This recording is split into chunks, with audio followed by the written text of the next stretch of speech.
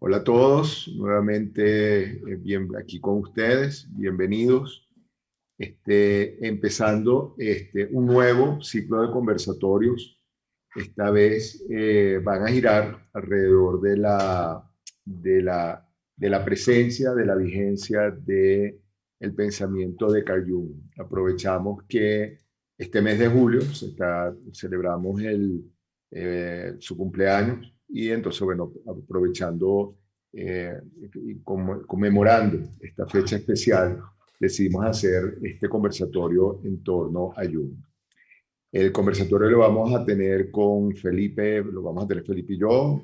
Bueno, me encanta tener a Felipe aquí. Un millón de gracias, Felipe, por estar acompañándonos.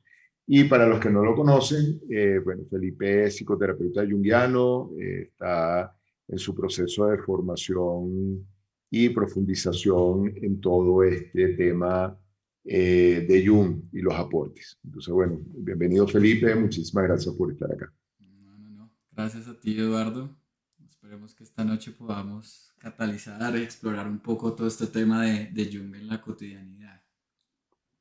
Bueno, queríamos recordarles que nos pueden seguir a través de Facebook, donde están todos los conversatorios, a través de Instagram, YouTube, y muy pronto vamos a dar el lanzamiento de nuestra plataforma arquetipus.com, donde además de todos los contenidos que tenemos, van a tener acceso a una cantidad de actividades de formación, no solamente de información, sino también de formación para las personas que estén interesadas en profundizar en las técnicas de la psicología profunda y en el pensamiento también junguiano. Vamos a tener cursos de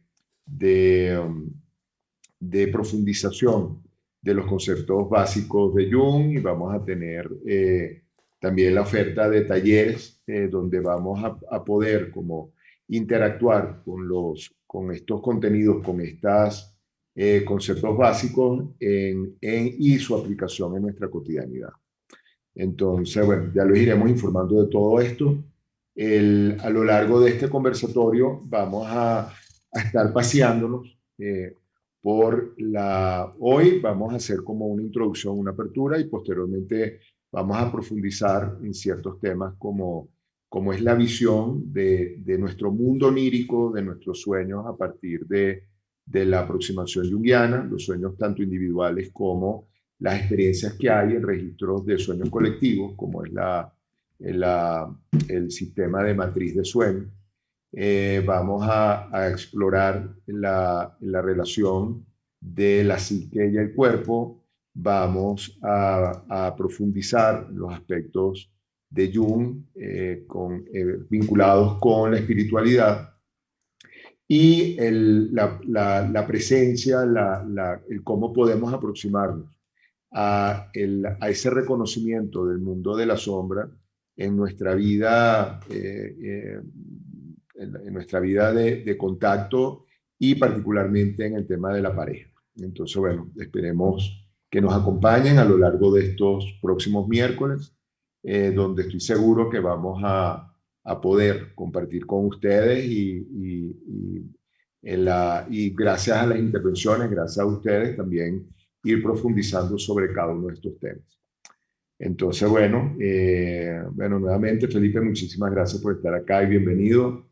Y no sé si tienes alguna idea o quisieras como por dónde comenzar yo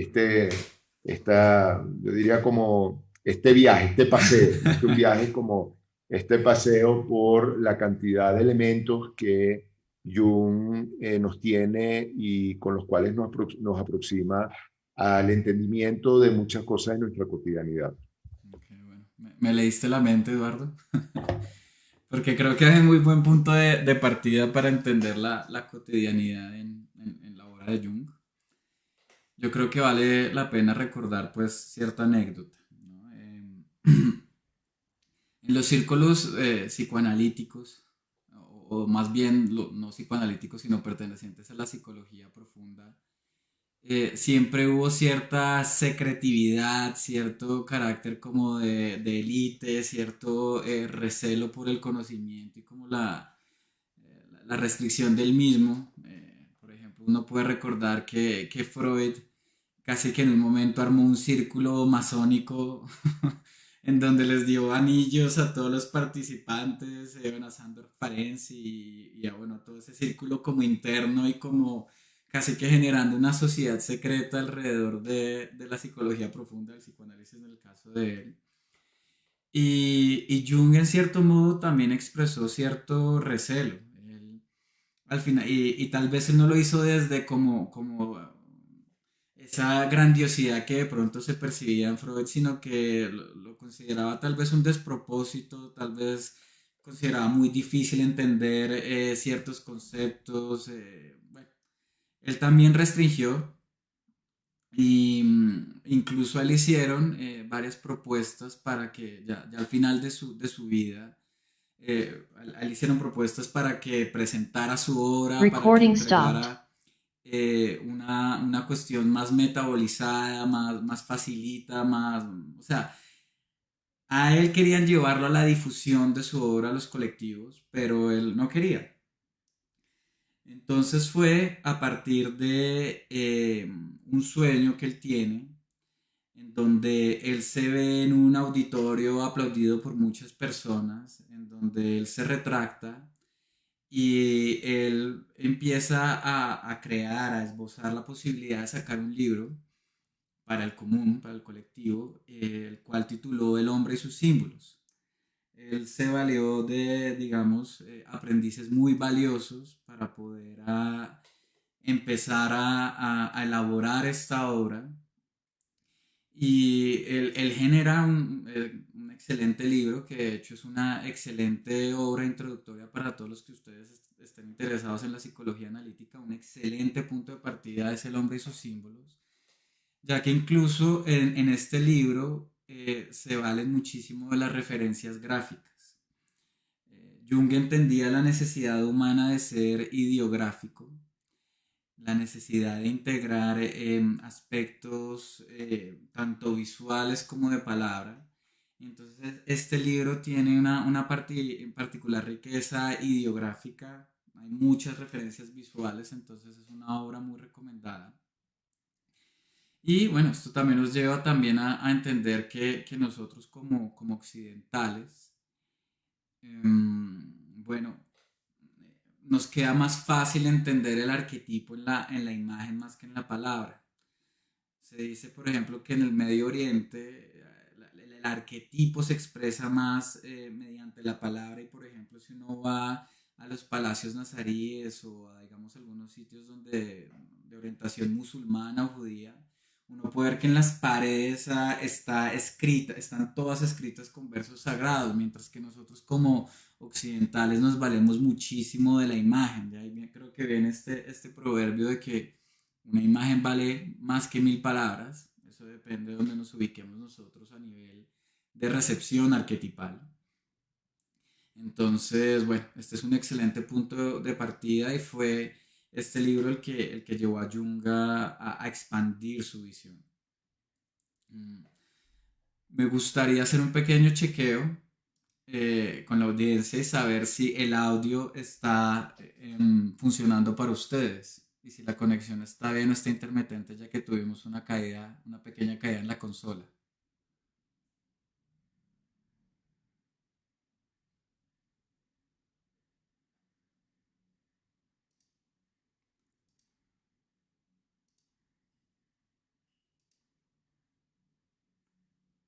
¿Todo bien? Perfecto.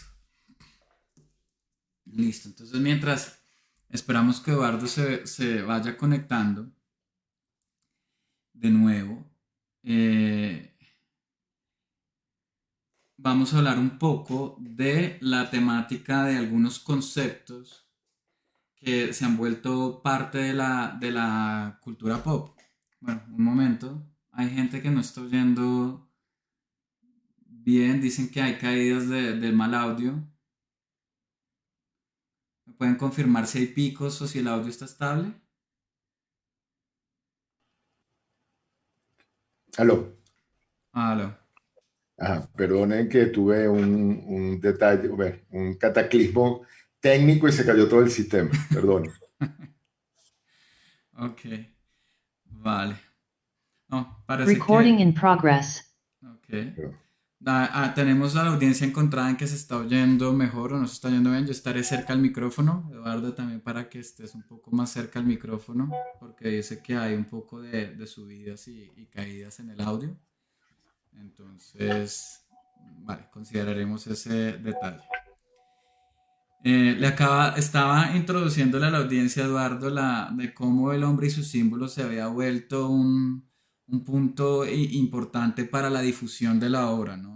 Un punto de difusión para la psicología analítica que antes estaba en un ecosistema, por así decirlo, muy cerrado y que es un excelente punto de partida para todas las personas que quieran iniciar su camino a entender la obra de Jung. Ok, sí, yo creo que algo que es interesante para los que no conocen en profundidad la obra de Jung y para los que no la conocen, es cómo Jung empieza a aproximarnos todo lo que es el mundo inconsciente, lo que es el mundo de lo que uno ha llamado metafóricamente nuestro mundo interior, cómo lo ha aproximado a nuestro día a día, ¿no? Entonces, vemos, por ejemplo, elementos que pueden ser tan sencillos como lo que es el concepto de introversión y de extroversión lo tenemos o lo vivimos permanentemente, como hay una forma de que tenemos los introvertidos de entender la realidad y otra forma como la realidad la ven los extrovertidos. Y esto, aunque suene muy sencillo o muy simple o muy conocido, yo creo que profundizar en esa posibilidad que tenemos de entender y darnos cuenta que definitivamente vemos el mundo de una manera diferente, permite ponernos en la situación de poder tratar de entender al otro, como para los valores, las necesidades, lo que le gusta al extrovertido no necesariamente le tiene que gustar al introvertido.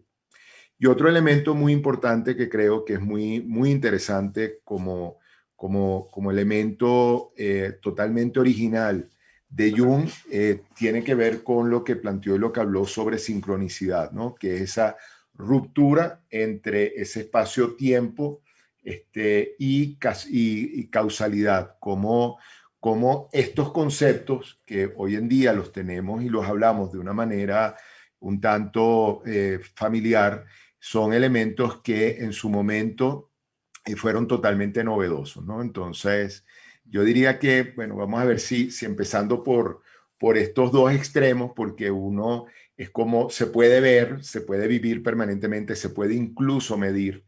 El otro es mucho más como intangible, está allí, es más, sigue estando dentro de un elemento un poco misterioso, pero ambos están allí como extremos, ¿no? Hay algo muy interesante y es que se habla de la psicología profunda como si perteneciera a otro planeta, ¿no? Hay gente que piensa, bueno, incluso tengo colegas que alguna vez se refirieron a la psicología profunda es un mito y más o menos que es un mundo simbólico, abstracto, intangible, que no se puede tocar. Pero algo muy interesante en Jung y es que sus conceptos son tan aplicables que incluso se han hecho parte de la cultura popular, ¿no? Entonces, por ejemplo, la gente habla, ay, soy muy introvertido, soy muy extrovertido, pero entonces tú les preguntas, bueno, y para ti qué significa introvertido o extrovertido? Entonces, introvertido es que soy tímido y extrovertido es que me gusta la fiesta, ¿no?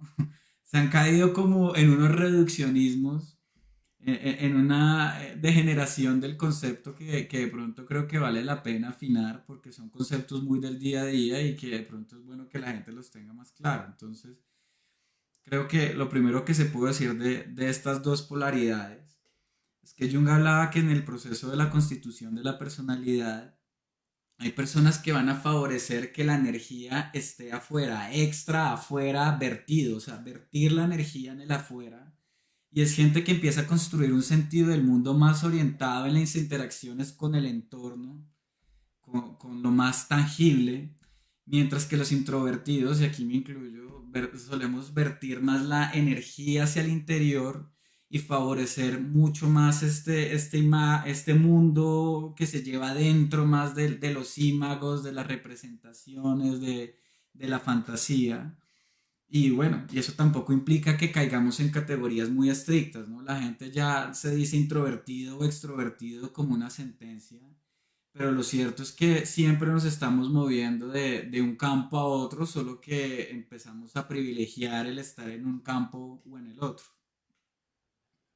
Y tú estás introduciendo algo que yo creo que es fundamental en la obra de Jung, ¿no? Que es la visión, lo que podemos llamar como la visión energética de Jung. Eh, Hoy en día, nosotros también nuevamente aproximándonos yo creo que ha habido, gracias a la virtualidad y gracias al acceso al Internet, hoy en día tenemos mucha más información que la que teníamos hace 20, 25 años y nos hemos ido como familiarizando con conceptos y con ciertas posturas que en otro momento estaban, de alguna manera, estaban solamente limitadas para los expertos. Y de un tiempo para acá, todo lo que es el tema de la energía, de la física cuántica y el planteamiento energético, es, es un elemento que se habla cada vez más y se habla cada vez más de una manera cotidiana. Entonces, yo creo que es muy importante cómo esa visión que tenemos a partir de la física cuántica, que aunque obviamente estamos constituidos por materia, la materia es energía. Jung ya en su momento ya empezaba a mostrarnos una visión energética del ser humano y una visión energética de la interacción que podemos tener. Entonces, uno era esto que tú comentabas de cómo la energía que tenemos disponible, cómo se utiliza en términos de hacia adentro o hacia afuera, hacia un primer planteamiento. Pero yo creo que eso lo podemos de alguna manera como amplificar y lo podemos ver en muchos otros elementos de la obra de Jung. Creo que cuando nosotros hablamos de cosas o elementos o dinámicas que nos paralizan, que generan conflictos y que tienen que ver con los complejos, tienen que ver o lo podemos ver energéticamente como un secuestro de una energía. Ujú. Es como en un sentido, nosotros tenemos una esencia, tenemos una naturaleza que va a buscar desarrollarse energéticamente, va a buscar energía, va a disipar energía, se va a nutrir de la energía de otras personas. Y ese elemento natural lo vamos a encontrar interferido por ese concepto, por esa realidad, por ese elemento que podemos ver en lo psíquico, que son los complejos. Complejos que sabemos que todos compartimos, como complejos que tienen que ver con el sistema de creencias que nosotros vamos elaborando y de alguna manera está muy influenciado por las primeras relaciones que tenemos y las primeras experiencias que tenemos. Y cómo eso se puede traducir también en energía.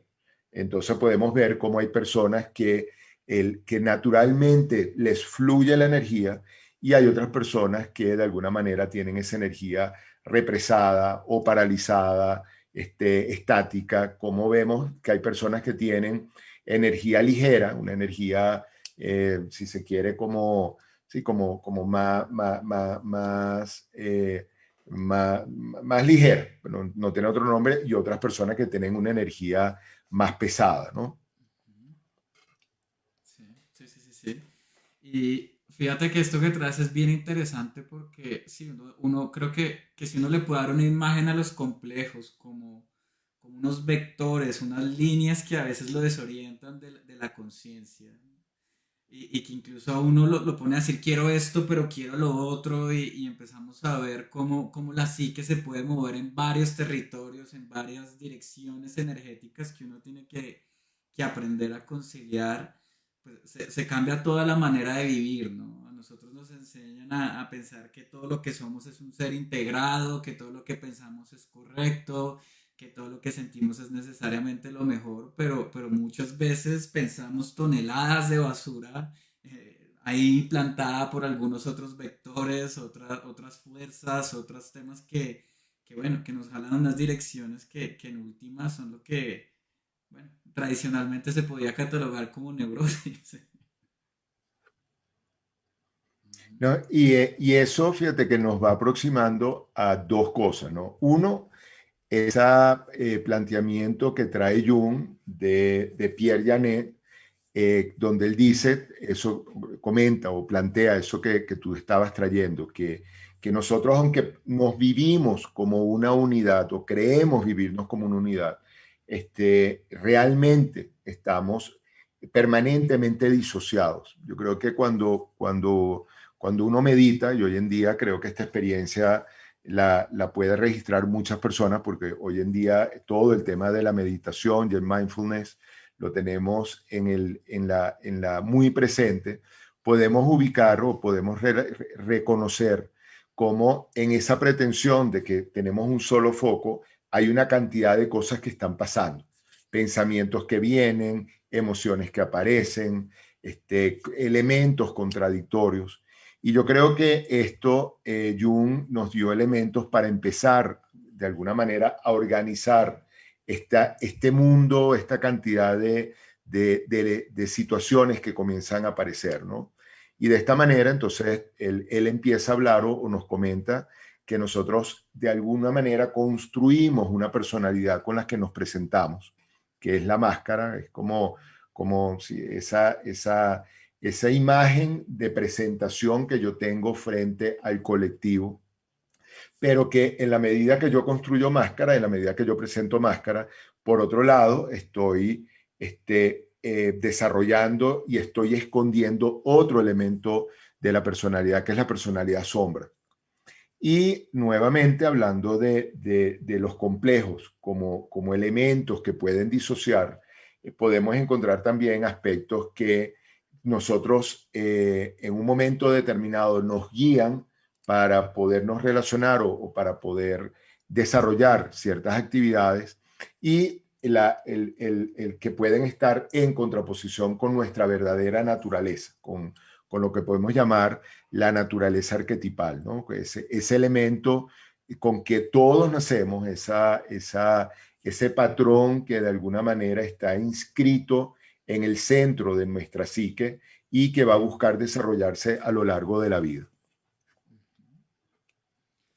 Ok, bueno, y por esto que estás trayendo en este momento, ¿te refieres a todo como este proceso de la individuación? O sea, como que tiene que dirigirse una energía interna que va cogiendo una forma coherente y lo direcciona hacia un lado, ¿no? Como la entelequia aristotélica que es a veces que toca entenderla como el propósito subyacente a todas las cosas, ¿no? El código que está en la semilla y que se va desarrollando lentamente. Sí, yo creo que mucho de lo que diferencia el pensamiento junguiano de otras posturas teóricas y otras posturas filosóficas es en la idea de que efectivamente nosotros nacemos con un núcleo potencial, un núcleo en potencia, es como una semilla que a lo largo de la vida va a buscar desarrollarse en su máxima expresión y en su máxima, sí, y en su máxima en su máximo terreno, en su máxima dimensión.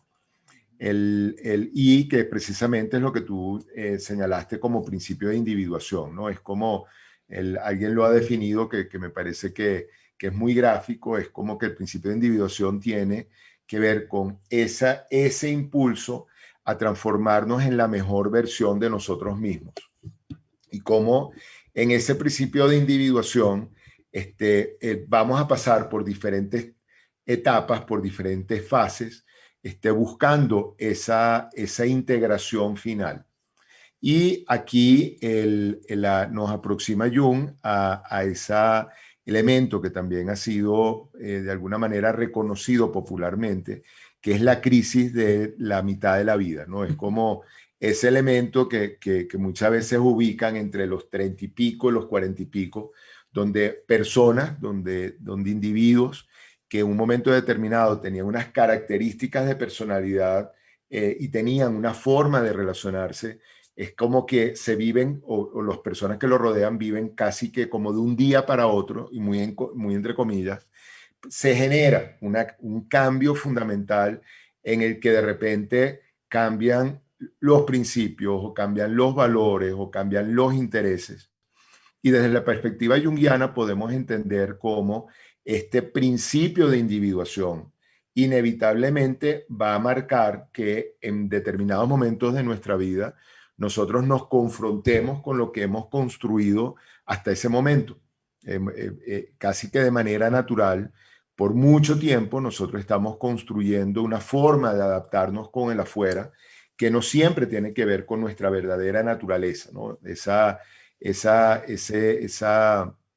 anécdota que hemos oído tanto y que de alguna manera se presenta mucho en consulta, que es, bueno, yo me gradué de y le di el diploma a mi papá y a mi mamá para poder empezar a hacer mi vida. Es como hay una primera etapa donde nosotros nos adaptamos a papá, a mamá, al colectivo, a la sociedad, a las creencias, a una ideología, y cómo en un momento determinado, una vez cumplido ese planteamiento, podemos empezar a preguntarnos, bueno, ¿cuál es mi verdadera naturaleza?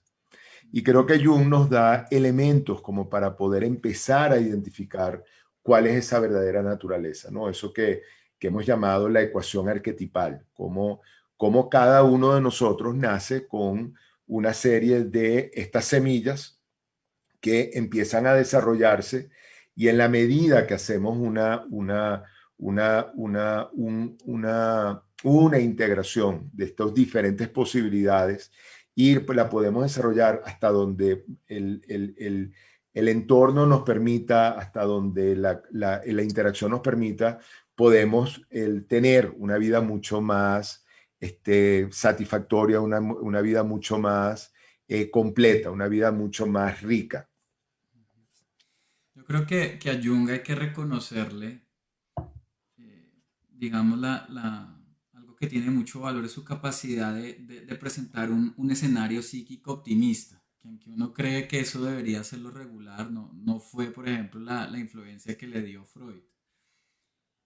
Freud le presentó básicamente la postura de él de la psicología profunda, venía que el equilibrio psíquico se alcanzaba era cuando la conciencia, el yo, el ego, lograba conciliar estos impulsos voraces del id, del ello, y por otro lado la moralidad, ¿no? El super yo. Entonces era un ego que tenía que estar siempre muy disociado, muy conflictuado, muy tratando de llevar esos dos caballos, y que la vida básicamente consistía en el equilibrio psíquico, se traducía en eso. Controle esos dos caballos y no hay más porque se le va a desbocar el uno o el otro.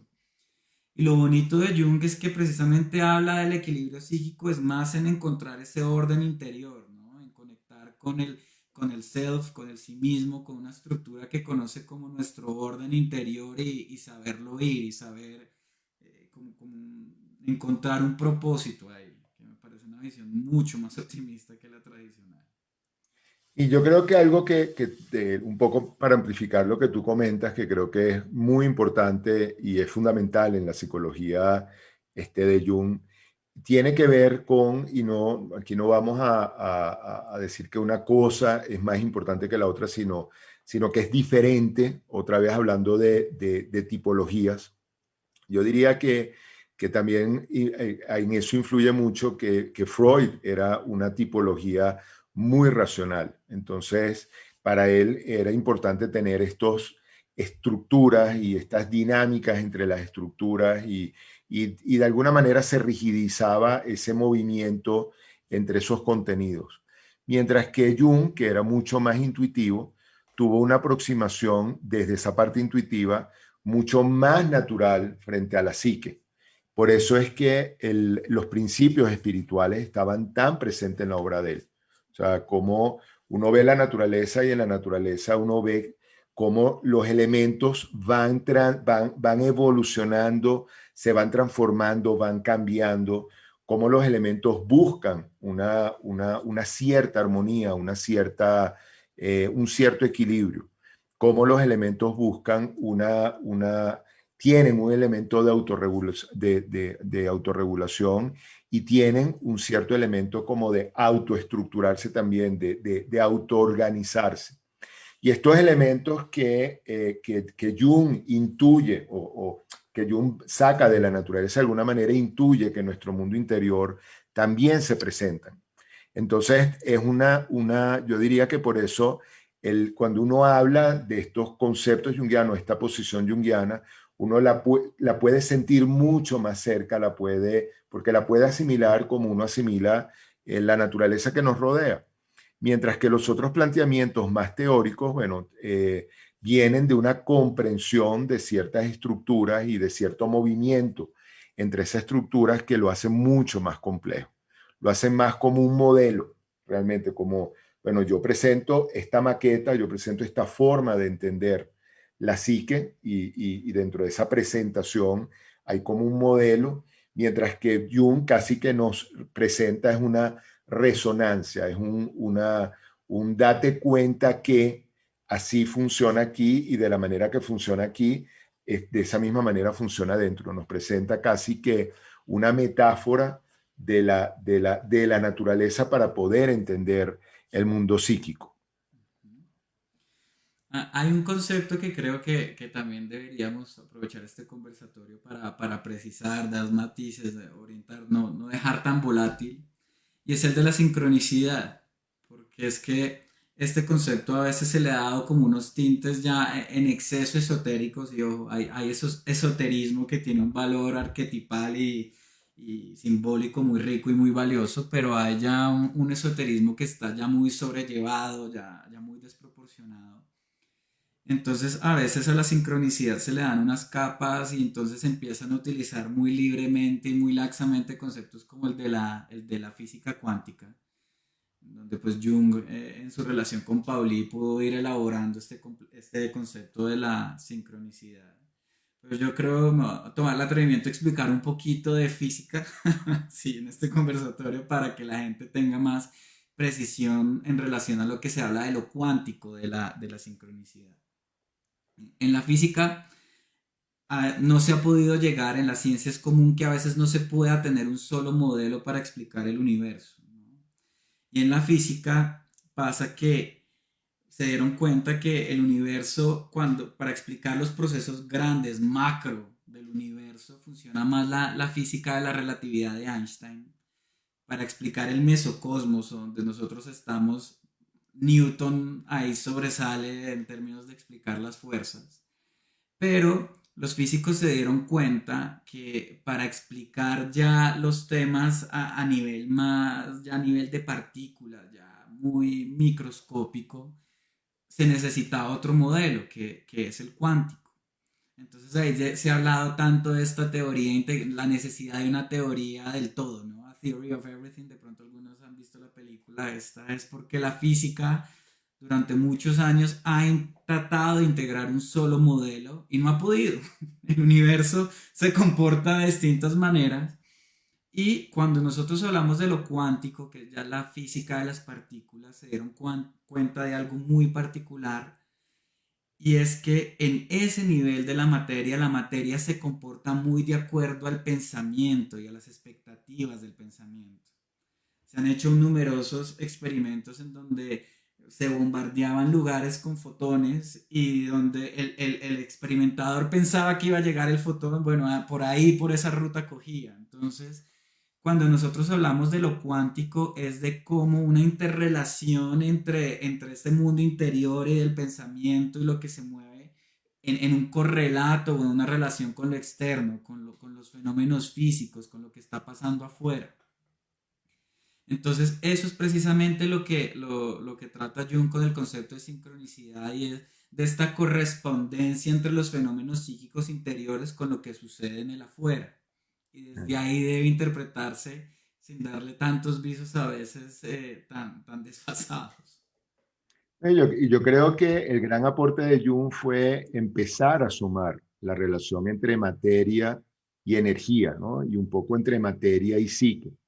Y dentro de lo que tú estabas comentando, creo que algo que lo hace muy interesante, que aparece como asociación, es cómo Jung trae toda esta cantidad de fenómenos, entre comillas, extraños, se permite hablarlos, ¿no? Y cómo el tema de sincronicidad, él lo empieza a desarrollar a partir de la experiencia que él tiene con el I Ching, como el I Ching, que no lo conocíamos en Occidente, que Jung es uno de los primeros que conoce porque él era muy amigo de Richard Wilhelm, que fue el primero que tradujo el I Ching del chino al alemán y de alguna manera permitió como aproximar el I Ching a Occidente.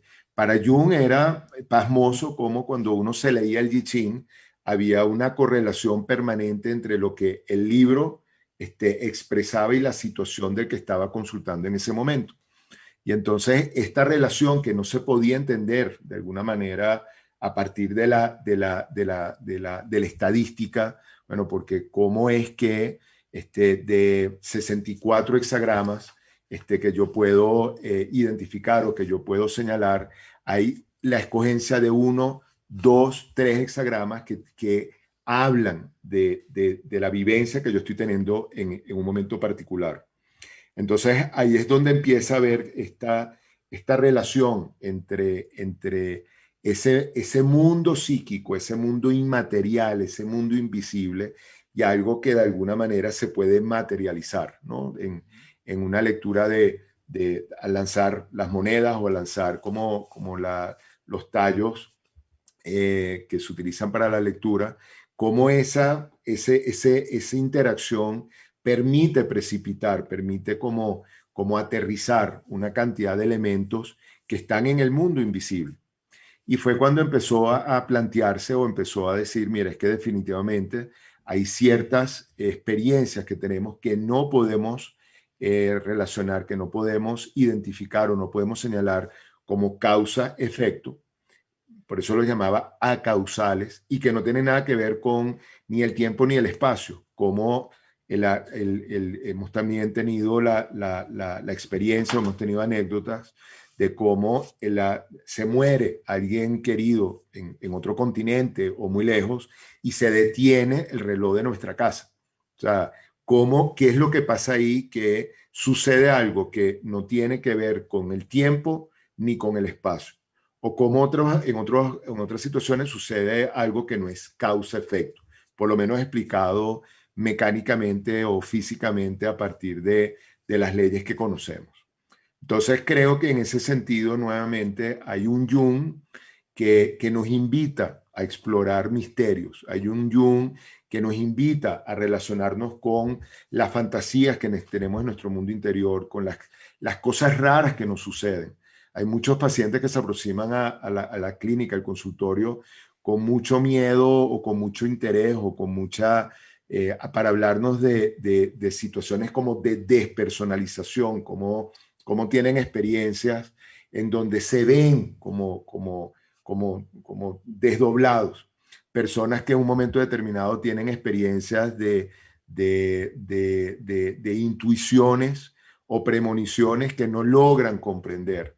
Personas que tienen de repente visiones, que tienen ciertas imágenes que les hablan de situaciones que de alguna manera después aparecen. Y yo creo que Jung fue un pensador, un investigador muy profundo que de alguna manera nos dio el permiso de ir explorando este tipo de cosas, ¿no? El libro rojo, que es gran, para mí, un gran diario, así como una gran muestra de lo que es la relación entre mi mundo interior y las cosas extrañas que me puedan pasar, que las terminó registrando en esa obra tan interesante. Él es una invitación a que nosotros también de alguna manera nos aproximemos a nuestro mundo interior y al mundo psíquico con una cierta flexibilidad y una cierta tolerancia. Y eso que dices tiene un inmenso valor. Jung nos ayuda a romper ese paradigma tan propio de la época del cientificismo y de lo empírico para poder ver y darnos la licencia para pensar en fenómenos más desarraigados de la materia, más, por eso espiritual, ¿no? Temas espiritualizados que no están vinculados directamente con la experiencia material. Y bueno, y gracias a él vemos que se derivó una gran línea de pensadores actualmente que se han atrevido a pensar incluso hasta Terence McKenna, una persona que trabaja tanto con enteógenos y psicoactivos, se basó mucho en Jung para interpretar y bueno, nos dio una licencia para salirnos de un cuadro epistémico muy cerrado. Por Sí, eso creo ¿no? que... La psicología transpersonal que está basada en lo junguiano, las constelaciones familiares que está basada en una cantidad de elementos junguianos, la relación que tenemos entre el psicodrama y la gestal con una cantidad de elementos junguianos y grandes pensadores, entre ellos Hermann Hesse, que estuvieron muy vinculados también con el pensamiento junguiano, ¿no? Entonces, sí, definitivamente creo que tenemos Jung para rato, ¿no? Tenemos creo que nos toca seguir conmemorando la presencia, el nacimiento de este gran genio del siglo pasado, del siglo antepasado ya, bueno, y seguir explorando las aproximaciones que nos dejó. Muchas de ellas siguen saliendo. Nosotros conocíamos cuando nos formábamos como analistas junguianos, conocíamos solamente la colección de obras, el collected work, que eran la recolección de los escritos de Jung. Hoy en día se están rescatando cantidad de entrevistas, cantidad de seminarios que eran inéditos, cantidad de notas, apuntes de personas, y entonces se está haciendo las obras completas, ya un cuadro mucho más extendido, ¿no?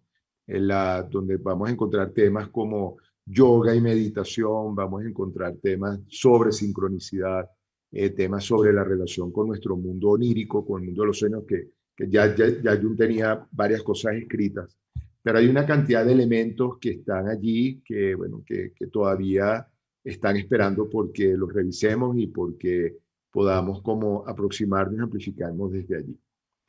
Sí, Entonces, bueno, buenísimo. esa es la ventaja de ser intuitivo. Yo creo que en el pasado incluso podemos recoger, hay intuiciones de los antiguos que incluso seguimos verificando hoy en día, entonces hasta Jung tiene cabida para 1000 años más. Sí. Mira, no sé si la audiencia tiene o preguntas o comentarios que podamos como contestar, como explorar, como complementar. Sí, de hecho, algo que quería, antes de pasar a las preguntas, hoy notamos una gran concurrencia. Les queremos agradecer muchísimo el que estén destinando este espacio a compartirlo con nosotros, el verlos acá presentes y participando tan activamente y bueno, sus comentarios y sus preguntas nos llenan de sentido y llenan de sentido arquetipos. Entonces, voy a empezar una pequeña tanda de preguntas. La primera la trae Sonia Peña. Ella dice, leí una vez el término ambivertido. ¿Es adecuado utilizar este concepto? Sonia, la verdad es que desconozco el concepto, no te Ah, puedo. yo sí lo Yo no. conozco. Ok. Yo lo di alguna vez por un artículo en inglés, ambivert. Y el estado natural de la psique, en los tipos psicológicos, insisto, uno debería poder manejar todas las funciones psicológicas. Uno debería poder, en algunos escenarios, ser extrovertido cuando tengo que serlo e introvertido cuando tengo que vertirme, soñar, pensar, acomodarme interiormente. Entonces, realmente el ambivert es una persona que está utilizando las dos funciones correctamente. Insisto, esto no es una cárcel, son dos funciones que van paralela y que uno va cultivando a lo largo del camino, pero que en el proceso de la maduración y el desarrollo a veces dejamos una más abandonada y que luego tenemos que integrar. Entre más las funciones están equilibradas en una persona, se puede hablar de un correlato más, más cercano a su individuación, por así decirlo, más cercano a su proceso. Bueno, fíjate lo que son los territorios de interés, ¿no? Que realmente no conocía el concepto, no lo había leído. Pero un poco aprovechando lo que dice Felipe, en esta misma línea de integración que planteaba Jung, de nosotros hablamos, o se habla mucho de los tipos psicológicos como la presentación de uno, desde cómo uno se relaciona con el mundo. Pero lo que planteaba Jung es que al final de nuestra vida debería haber una integración de esas funciones para que aparezca una naturaleza integrada, ¿no? Entonces, bueno, muchísimas gracias por la pregunta y bueno, menos mal que Felipe había leído, había explorado sobre este tema que yo desconocía completamente. Bueno, Esperanza Barrera pregunta si tú describes energía pesada es como mala energía o cuando te refieres a la energía pesada, bajo qué, ¿cómo la estás entendiendo? Fíjate, hay una metáfora que Jung utilizaba en términos energéticos que yo creo que sigue siendo válida, que él hablaba del espectro electromagnético como una metáfora para poder visualizar la energía. Entonces, como habían energías que eran más pesadas, estaban más en la línea, en la frecuencia infrarroja, que tenía que ver más con la materia, y habían ciertas frecuencias que estaban, como eran más sutiles, eran más, sí, más livianas, que eran las que tenían que ver más con el aspecto ultravioleta, que tenían que ver más con lo espiritual. Entonces, él terminaba diciendo que la psique es lo que se mueve entre la materia, entre nuestro mundo biológico y el espíritu, nuestro mundo espiritual. Y cómo la psicología y la comprensión de esas interacciones, entonces la podíamos encontrar allí. Independientemente que él definitivamente exploró profundamente el mundo espiritual, profundamente. Yo diría que dentro de los escritos que tenemos es uno de los pensadores que más se aproximó a ese mundo. Entonces, más que verlo de una manera más, sí, como más vinculada con energías positivas o negativas, yo diría que es más vinculados con la frecuencia energética que podemos identificar. Ujú, perfecto. Vivi Roma trae dos preguntas. La primera es, ¿se podrá resolver situaciones del subconsciente a través de los sueños? Y creo que vale la pena precisar que el término subconsciente, bueno, está un poco caduco. Entonces, no sé si quieres desarrollar la pregunta. No, yo sí creo que, fíjate, nosotros en lo junguiano, o yo creo que los que tenemos una aproximación a lo junguiano, prestamos muchísima atención a nuestro mundo a nuestro mundo onírico, a lo que nos trae los sueños, ¿no? Hay eh, como una metáfora que yo utilizo mucho en la parte clínica, que es decir, que los sueños de alguna manera funcionan como el GPS de nuestro mundo interior. Nuestro mundo interior muchas veces no nos da, no nos da elementos como para que no llegan al consciente elementos que nos permiten identificar ciertos aspectos. Pero a partir de los sueños que vienen de ese mundo inconsciente, bueno, porque de alguna manera no está mediado por la conciencia del ego, no está mediado por sí, por el estar despierto. Esos elementos que aparecen vienen con una estructura y con un contenido que me hablan de mi inconsciente. Entonces, permanentemente estamos dialogando con ese mundo que en cierta forma está un poco velado, un poco separado, un poco escondido de la posibilidad del consciente de aproximarse. Entonces sí está muy vinculado.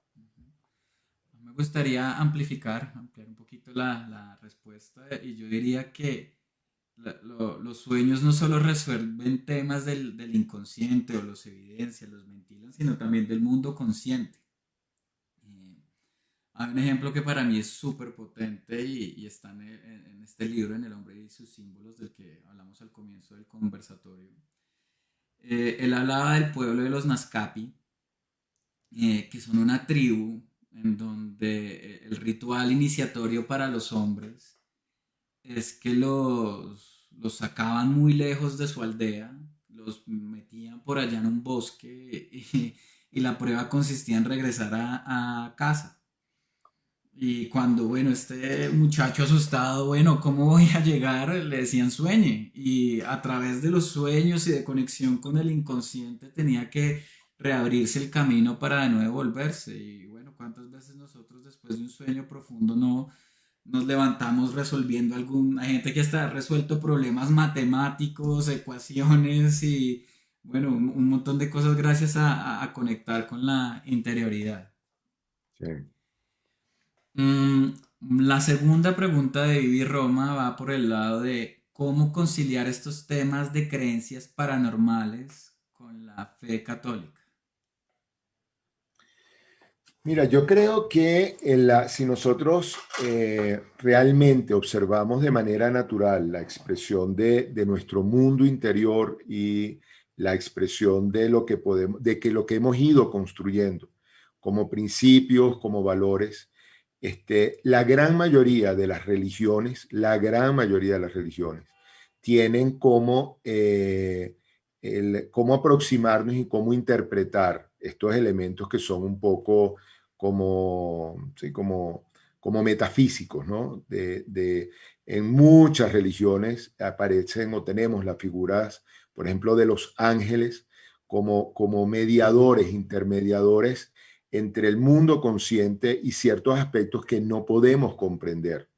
En muchas culturas existe el tema de los milagros que de alguna manera nos aproximan a esas experiencias acausales o que no podemos entender en la relación espacio-tiempo y que sin embargo suceden. Entonces yo creo que el tema de la religión, de cualquiera, la religión católica o la judía o otras religiones politeístas o la otra monoteísta, la musulmana, de alguna manera tienen estos aspectos que permiten aproximarnos a ese mundo misterioso, esos misterios que nos acompañan en la vida. Yo creo que Jung, el valor que tiene es que los trajo de una manera no científica, en un momento donde la ciencia determinaba lo que era válido y lo que no era válido. Y por otro lado, Jung nos empieza a diferenciar algo que para mí es fundamental, que es espiritualidad de religiosidad. Muchos hemos tenido, tenemos una vivencia espiritual y una vida espiritual sin ser especialmente como creyentes en una religión o practicantes de una religión.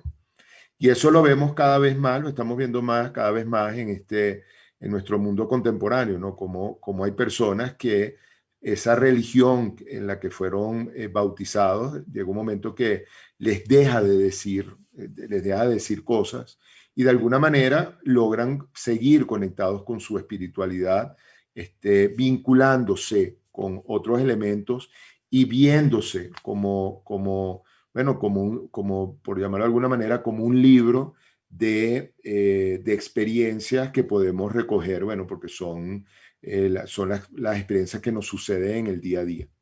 Entonces sí creo que es muy importante este poder, como nuevamente, en lugar de dividir, de alguna manera como poder comprender que hay una forma de integrar en la medida que podemos ser tolerantes y en la medida que podemos ser abiertos a la comprensión de estos misterios que nos rodean.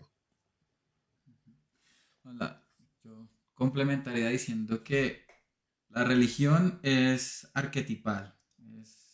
En todas las épocas, en todos los tiempos, ha habido algo en el ser humano que lo ha llevado a vivir una religión. Religión viene de religare, de religarse con un principio superior y algo que nos jala a algo más profundo, ¿no? Y Jung tuvo un gran valor en poder representar que en distintos pueblos el arquetipo está, pero se expresa en distintos lugares de manera distinta, ¿no?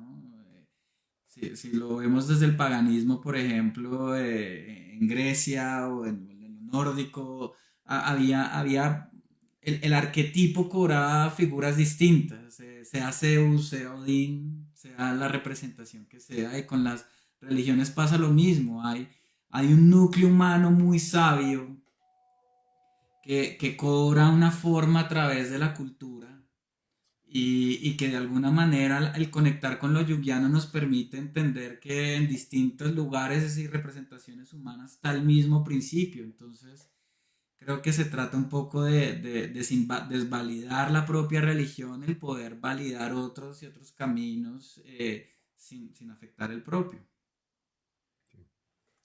De todas maneras, quería recordarles a todos que a lo largo de las siguientes semanas vamos a estar profundizando sobre cada uno de estos temas, ¿no? El tema de Jung y espiritualidad, el tema de la aproximación al mundo onírico, al mundo de los sueños desde la perspectiva de Jung, el tema de la materia y el cuerpo, de cómo el cuerpo como materia y el vínculo con lo junguiano, el tema de esas dinámicas invisibles que nos acompañan, invisibles porque, bueno, porque nos cuesta reconocerla, nos cuesta ubicarla, pero que se hacen evidentes en el día a día y en nuestros vínculos con los demás.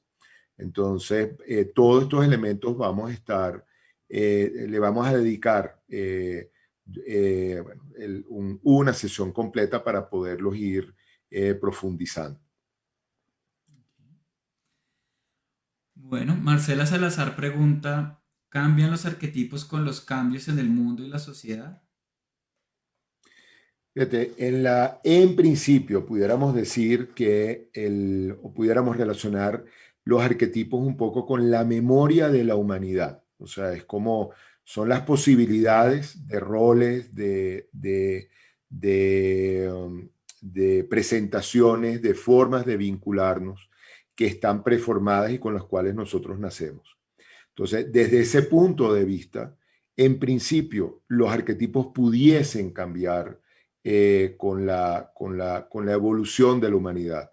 Sin embargo, viéndolos como memorias que se heredan, pudiéramos decir que estos cambios son tan lentos que difícilmente los podemos ver o podemos identificar en una generación particular. Sin embargo, si nosotros podemos identificar lo que llamamos el espíritu de los tiempos, el espíritu de los tiempos lo podemos ubicar como ciertos marcos arquetipales que van cambiando. El espíritu de los tiempos en los 60 era un arquetipo muy Hermes, muy abierto, muy de exploración, muy de tolerancia. El espíritu de los tiempos del cual estamos saliendo es un espíritu, si se quiere, más patriarcal, más estructural, más demandante, y hemos pasado por espíritus de los tiempos que son más arianos, son más de las guerras que van marcando conflictos. Entonces pudiéramos decir que el espíritu de los tiempos, lo que se ha llamado el espíritu de los tiempos, podemos tener un reconocimiento arquetipal. Ahora, los arquetipos como posibilidades individuales del humano, en principio no cambian. Cada uno de nosotros nace con lo que llamamos una ecuación arquetipal, cada uno de nosotros nace con unas potencialidades que se espera que podamos desarrollar a lo largo de la vida, que también pueden activarse bajo el efecto de algunas situaciones, algunas condiciones. Entonces, ahí vamos como introduciendo también que lo arquetipal tiene una cierta plasticidad, ¿no? Que no es tan rígido como inicialmente se podía ver o se podía entender. Yo a esto agregaría que sí, que los arquetipos deben tener formas y expresiones que tal vez no conocemos, son previos a nosotros, por así decirlo. Pero algo que nosotros sí podemos percibir con el paso del tiempo es que no cambia el arquetipo, pero sí puede cambiar la representación arquetipal. Por ejemplo, el arquetipo de la belleza. Uno puede ver que en distintos tiempos, en distintas épocas, esta puede mutar, definirse de otra manera, acomodarse en un lugar. Uno mira la belleza realmente clásica de ese momento. Eran mujeres con cuerpos y imágenes muy distintas a lo que hoy podría ser catalogado como belleza. Entonces, la, la belleza sigue, pero cambia su representación. Exacto. Manuel Zambrano pregunta que si podemos hablar un poco de individuación, pero creo que esto puede elaborarse siendo un tema tan grueso, lo podremos seguir elaborando en conversatorios posteriores porque da demasiadas aristas el concepto por sí mismo, Sí. más allá de lo que hablamos el día de hoy como para introducirlo. Sí. Lo que podemos adelantar simplemente, Manuel, es que sí, que los diferentes conceptos que desarrolla Jung y que vamos a desarrollar tienen que ver con un principio evolutivo, por llamarlo de alguna manera, que tiene la psique. Entonces, esa psique va a buscar seguir ese principio evolutivo, que es lo que podemos llamar principio de individuación. Exactamente. Eh, um, bueno, esta es una pregunta compleja que creo que tiene que ver con la cuántica. Entonces trataremos de responderla a lo mejor de las capacidades. Alberto Ramos pregunta, yo imagino y sueño con un unicornio en cristal energéticamente. Ese unicornio ya existe. Ay, no estoy entendiendo. Porque lo pensé y el pensamiento es una onda de vibración consecuentemente con la física cuántica. ¿Esto tiene sentido o estoy equivocado? A ver si te entiendo la pregunta. Tú puedes, bajo los principios de la física cuántica, tú puedes de alguna manera pensar algo, pero acuérdate que la física tiene muchos niveles de manifestación. Entonces, si tú te empiezas a concentrar en un pensamiento y demás y lo empiezas a energizar, pues va a empezar a funcionar en un nivel microscópico, imperceptible, que todavía no tiene la suficiente energía para elevarse al mesocosmos o al macrocosmos. Entonces, esto es lo que se habla mucho, lo de lo que se puso de moda de la ley de la atracción. Bueno, si uno empieza a nutrir pensamientos y a conectarse y a traducirlos a la vida, pero la vida consciente, se empiezan a generar poco a poco cambios, pero solo con el hecho de sentar e imaginar algo no lo traes al plano de la manifestación, por así decirlo. Mm. Y fíjate, y para complementar lo que dice Felipe, creo que algo que es muy interesante, que tiene que ver con lo junguiano y con la parte más menos racional de Jung, es como el recordatorio que independientemente que la experiencia que tenemos en el mundo real, o sea, en el mundo real yo puedo darme cuenta que hay unas luces prendidas, que yo oigo unas voces, hay unas ciertas percepciones. La experiencia del mundo interno también tiene una cantidad de características que están ahí. Entonces, esto es muy importante porque en ese mundo interno hay una cantidad de representaciones, que es lo que llamamos las representaciones simbólicas y representaciones arquetipales, que son realidades también, son experiencias también. Entonces, creo que lo interesante de tu pregunta tiene que ver con cómo validar y cómo relacionarnos con las diferentes experiencias que podamos tener en diferentes dimensiones y cómo esa diferenciación y esa aproximación a las experiencias permiten como enriquecer el mundo, ¿no? Es como no, en lugar de tener el mundo, si se quiere, como parcelado, hay como una posibilidad de vivir en un mundo mucho más integrado. Perfecto. Jesús Rosso pregunta, ¿existe algún estudio moderno que nos revele avances teóricos de los aspectos planteados desde Freud, pasando por Jung hasta nuestros días? Digamos un refresh teórico que nos muestre una perspectiva moderna. Sí. No, fíjate, hay una cosa que yo comento mucho y que me impacta, es como todos los adelantos de las neurociencias que tienen que ver que son relativamente nuevas. Las neurociencias tienen unos 15, máximo 20 años, ¿no? Y están basadas y se han venido como extendiendo a partir de la posibilidad de estudiar el funcionamiento cerebral sin que sea de una manera invasiva, a partir del mundo de las imágenes, de la resonancia magnética. Y ahí vamos viendo cómo uno puede decir que los planteamientos teóricos en relación al inconsciente, hoy pudiéramos decir que el inconsciente lo podemos ubicar en el sistema reticular del cerebro. Podemos hablar cómo podemos hacerle un seguimiento a todo el proceso del soñar y podemos ver cómo el soñar tiene que ver con diferentes sistemas y diferentes núcleos que se van activando y cómo esta activación tiene una correspondencia con el mundo emocional. En la parte de tipología que plantea Jung mucho tiempo antes de las neurociencias y lo plantea como un tema evolutivo, cuando nosotros hablamos hoy en día de este modelo del cerebro triuno como un modelo evolutivo donde hay un cerebro compartido con la mayoría de los animales, un cerebro compartido con los mamíferos superiores y un cerebro que es prácticamente humano, ahí nosotros también vemos cómo esta observación del modelo de tipología, de la presentación de la tipología de Jung está comprobada por el tema de las neurociencias. Entonces, sí, hay toda una aproximación actualizada acerca de estos elementos. De hecho, hay toda una corriente que se llama neuropsicoanálisis, que tiene que ver con el descubrir, con el explorar cómo estos elementos planteados por el psicoanálisis, tanto estructurales como dinámicos, así como los relacionales, los podemos hoy en día ubicar y entender de una manera mucho más científica, por darle un nombre.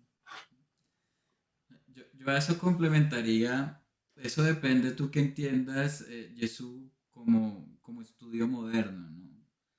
Hoy en día se sabe que la ciencia no solo tiene un modelo empírico positivista y experimental, sino que hay también, bueno, estudios y desarrollos teóricos que son más interpretativos, más hermenéuticos. Entonces, Eduardo te acaba de dar unas referencias muy de este apoyo más empirista, pero lo cierto es que Jung, la psicología analítica, siguió un camino, ¿no?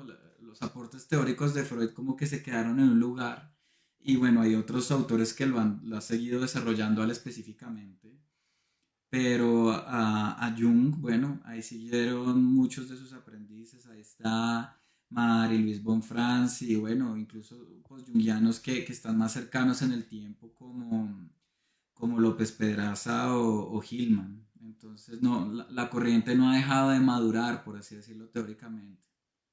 Sí. Ujú. Bueno, Manuel Zambrano pregunta, ¿hay información acerca de las actividades o prácticas que Jung hizo alrededor de sus 40 cuando tomó la decisión de aislarse en su torre? Mira, el Jung, de alguna manera, el vínculo que tuvo en su proceso de investigación siempre tenía que ver con los movimientos internos que tuvo, ¿no? Cuando Jung se retira a la Torre de Bollingen, él estaba muy tomado por todo el tema de los estudios alquímicos y la alquimia como una representación, como una metáfora de este movimiento de la psique y que lo podemos vincular con lo que hablábamos antes del principio de individuación, ¿no? Entonces, hay toda un desarrollo que Jung hace a partir de estos estudios de alquimia y que tienen que ver más o menos con a partir de esa edad. Entonces, hay mucho material de las profundizaciones que hizo Jung, tanto en metáforas como en relaciones directas con otras corrientes. Entonces, sí pudiésemos decir que hay elementos que están allí. Carlos Andrés trae una pregunta o más una sugerencia. Él dice que sería muy interesante hablar un poco acerca de la asimilación espiritual o el religare mediante la visión de Jung. Ahorita precisamente seguiremos sacando conversatorios en el cual seguiremos ampliando estos aspectos. Eh, Es un tema grueso, por lo tanto eh. sigan conectados para obtener más amplificaciones y respuestas. Fíjate, por Mm, temas de tiempo, yo lo que les quería comentar, uno, darle las gracias por la gran participación de la audiencia que hemos tenido hoy. Y bueno, quería comentarles que, bueno, que nos comprometemos a recoger las preguntas que quedan en el aire, que son bastantes. Y vamos a aprovechar las próximas semanas que tenemos donde, como les decía, cada una, muchas de las preguntas, muchos de los temas que están englobados en estas preguntas, los vamos a ir desarrollando uno a uno y aquellos que no van a estar desarrollados con los especialistas, con los invitados que tenemos que son especialistas en cada área, bueno, los vamos a recoger para írselas contestando también. Entonces, bueno, quería nuevamente darle las gracias a todos ustedes por la participación, por la enorme interacción que hemos tenido hoy. Nuevamente quería darle las gracias a Felipe por este acompañamiento. Como siempre, es una persona con la cual hay un eco y una resonancia muy rico para poder amplificar todos estos temas, bueno, por su profundidad y por su curiosidad. Entonces, bueno, con esto creo que podemos despedirnos por hoy, nuevamente con todo el agradecimiento de su participación e invitándolos, a que nos sigan por las diferentes redes, por Facebook, por Instagram, por LinkedIn, como les decíamos, muy prontamente por la plataforma de arquetipus.com. Todos estos conversatorios están grabados en Facebook como videos. Y bueno, ya tendremos otros espacios donde los vamos a compartir. Entonces, muchas gracias a todos, muchas gracias Felipe bueno, y, por estar aquí. y bueno, a la audiencia, mil gracias. Hoy cumplieron un papel muy importante en la motivación. Estaremos muy atentos de seguir entregándoles contenidos interesantes, profundos, que los Sí. conecten con algo más. Y los invitamos para el próximo miércoles, donde vamos a estar con Lisímaco Henao, un analista junguiano colombiano, donde vamos a estar hablando del tema de los sueños en la psicología junguiana. Así que los esperamos y nuevamente muchas gracias por acompañarnos. Hasta luego.